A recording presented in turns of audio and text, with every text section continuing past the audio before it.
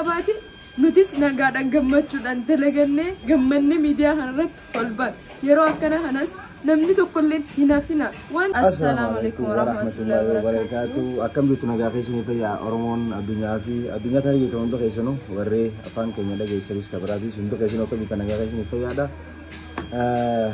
arra dhufnee jirra namni jireenyaatu hammeenyaatu haala ammaan tana keessa jirruutu deebisee nu fide dhiyoo kana dhufaatu hin jirru wanta viidiyoo poost godhaan jirru garuu wanna irraan tana dhufnee fi saba keenyaaf sagalee ta'uu dhufne yeroo ammaan tana sabni keenya haalli isaan keessa jiran kamataan muramee fannifamee namni footoo jala ka'aa jiru kana hammeenya guddaa oromoo irra deemaa jiru kana keessattuu oromoo filatee oromoo keessaa filatee oromoo kutaa takka qofa baasee wallagga qofa irratti wanni ammaan tana deemaa jiru tun wanni ammaan tana wallagga qofa irratti haa jiru kuni waan oromoo hunda irraa hafaatii miti haalli ammaan tana osoo dur namni keenya hundinuu nuti obdachaane nama keenya biyya bulchaa jira nama keenya waan ta'aa jiru nu diinni dhufee fannoodhaan uummanni keenya fannoodhaan dhufanii fannifamanii mormi muramee footoo ittiin kaa'ama salfii gubbakkaa reeffi eegatu booda gubamaa haala hamaa kana keessatti uummanni keenya rakkachaa jira oromoon teessee warra ilaaluu caalaa silaa akka ammaan tana haga irraan tana teenye kana hanga irraan tana namni hundi caljeerra taa'e amata lama yoo xiqqaate amal lama dabree jiru wanni kuni ka deemaa ture erga ammoo namni ka'ee footoo irra ka'ee poosti godhu eegalanii isaan waan nama gaddisiisu waan miira keessa nama galchu waan haalaan nama hammeessu tagartee namni irraa ejjeessanii ilmoo akkasi boosu sana dhiisanii deemuun osoo bishaan akka namni bishaan waliin qinye akka namni gartee obboleessi garaa jabaatu nama gooti hammeenya amma isaan godhu jiru kun innaan siin jee oromoo dhufu akka inni garaa jabeennaan guddatu akka inni sammuun isaa nagaa ta'ee hin guddanne godhanii haadharraa ajjeessanii ilmoo dhiisanii ilmoon sun yoo guddattu maal qabattee guddattime yoo sayyaaddan maal qabattee guddattime jabeenni hagan gohuun cuftee oromoo irratti maaliif yeroo oromoon biyya bulchuti yaani keessatti yeroo silaa afaan oromoo dubbatu biyya Itoophiyaa bulcha jaan afaan oromoo dubbatu oromiyaa bulcha jaan keessatti namni akkana ta'uun akka oromoon bishaanii waliin qinye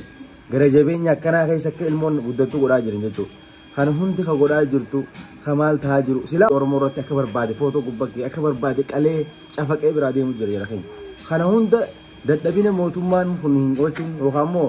warri maqaadhaaf gubbaa ta'u warri maqaaf as jiraatu osoo ati jirtu mana keessa namni seenee naman qalu osoo ati jirtu namni dhugaadhaa barbaadu namni shanee balleessuu barbaadu namni abbaa barbaadu gasseenee bakka isin jirtu dhaqee dirree dhiiraati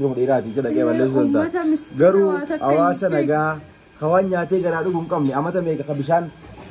ifaa hin qabne amata meeqa toorkii hin qabne amata meeqa takkaa qotateetu nagaan eeruusaarraa waa galfatee nyaata nyaatee hin beekne quufee hin beekne garatti uummata nagaa qaluun uummata nagaa qalchiisuun agartanii harka mootummaatiin uummata mootummaan bulchu silaa maqaadha uummata mootummaa jala bulu namni uummata ifii bulchu harkaan hin qalu haala kanaan uummanni keenya qalamaa jira akka malee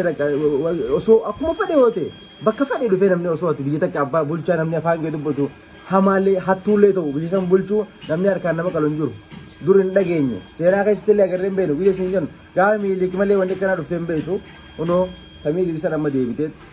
oromoo irra taa'aa jirti tana hundaatu nama ammeessee dhugaan isinii maan namni aangoo qabatee biyya san keessa jiru oromoo ta'e akka gartee eegana itti gortee bishaan waliin qinye gartee namni oromoodha nama biraatiif akka walitti goree namni mataa walitti hin qabanne akkas nu godhu jiran saniifuu yeroo tanatti oromoon tokkummaan kaatee akkuma haala ammaan tana oromiyaa keessa mul'atu jiran kutaa hundarraa sagalee ta'a kutaa hundarraa namni biyya jiru hiriira baanii keessattuu warri biyya alaa jiranii duraan irraa kaate namni duraan hiriira bahuurraa isin danda'u hin jiru namni mana qabee isin danda'u hin jiru hiriira kana akka nama agartanii innaa oromoo hiriira qabsaa'uu keessan keessa dabartanii akka haraaraa akka nama asuusii qabu gabbaatanii hiriira baatan garuu gaafa kutaan ta'u qoftiin qalamee mormi fannifamu namni gabbee agartanii firii miti irraa dhaabbatu namni jeen jiru hagammaatti hin garree warri biyya alaa jirtan piliis waan dandeessan dhageettii qabdanii gabbaa dubbaddaa keessattuu warri biyyaa paawara guddaa namni qabu warra biyyaati amma kalee isaaf irra jidduu hiriirri baamaa jiru kun namoota muraasaaf agartanii namni muraasni waan kana daddagaa jira wal cina dhaabbataa jira oromoon tokkummaa uumuu jirti piliis bakka hundaa kutaa hundarraa namni hundinuu ka'ee hiriira ba'anii uummata duujur kanaaf furmaatanii taaf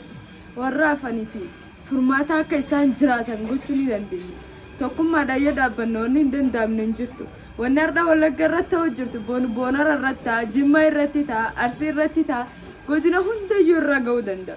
Maatiin irraa dhumanii warri akkasitti maan buusanii bu'an suni bor maatiin kakkee yoo dhumoo bor maatiin keessa yoo dhumoo akkam taatan bakka san of buusaatii ilaala bakka sanatti. Dubartii takkaatu biyya Arabaatti bakka takkatti ilmaan maatii shan dhabdee nama shan dhabdeeti isii ifaa qabattee ol fiidee ifaa qabachuudhaaf akkanatti ifa fiidu. Taramni irraa ol gubaa wadduu garee jechuudha. Santu jira piliis namni bakka jiru hundaafuu nama du'ana nama baduu kana lubbuu namaatii fi haa dubbannu yoo dubbattee illee waa takka namnummaan dhadhagee agartee nama biyya keessaatti agartanii miti silaa namni furmaata qabu ka furmaata qabu rabbi waan ta'eef haga dandeessan namni yoo dandeette sagalee walii ta'a waan faallaa ta'e sa'aatii kana poostiin godhina sagalee ammaan tan namni dhageetti qabdan namni kumni tokko hordofu nam kun takkaasan keessaa warri sun hundi sheeriyoo godhanii sagalee uummata keessanii taatan jechuudha sanii galee miti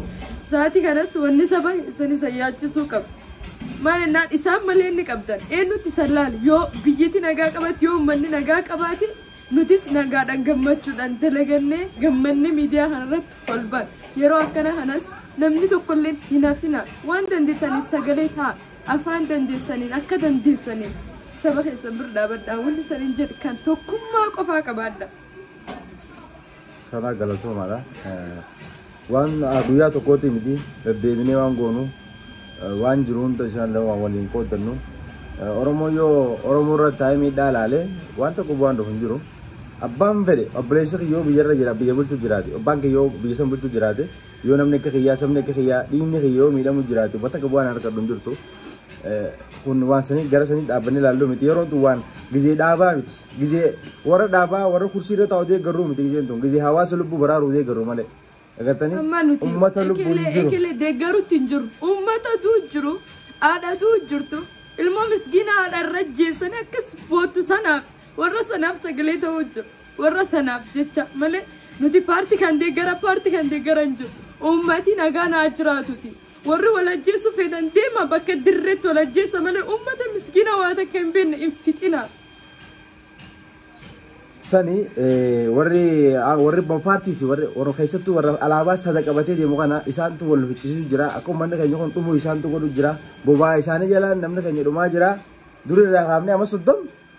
amma soddomi waan dur dhageenye haga ammaa namti duraan nutti himaa turanii dhaabaa Oromoo wal qooduu wal addababoo kana ammallee eega guddannee agana keenyallee isaanuma harkaa jirra wannummaan akka uummanni keenya amma taagadaa hagaaf miilli muramuus qaarra muramuus kaboromuu qalamuu taa'us hagoodhaa jiru warruma paartii kana saniifuu waan paartii jala galaadha jara keenya seef walaa goonu Oromoo tanaa baraaramtu agartanii ilmi namaa kan lubbuun hanyaatee dhugu akka keessatti taa'ee gammaduu fadu ha ilmoon ala teessee akka keessatti maallaqa isin warra keessatti ergitan taa'ee nyaatuu fadu san akka isin feetanitti warri illee ta'anii waan ilma harkasa ilmoo isaanii eeggachuu fadhan sanii ilmoo isaanii irraa gammaduu fadhan sanii ijoollee xiqqoon barattee barumsa bakka gahuu akka isin geessan gahuu barbaadu sanii akka geessuu fi isaan abaraaruu siin jaa galatooma ulfaadha. Bakka jirtanii sagalee ta'a tokkummaa qabaadha.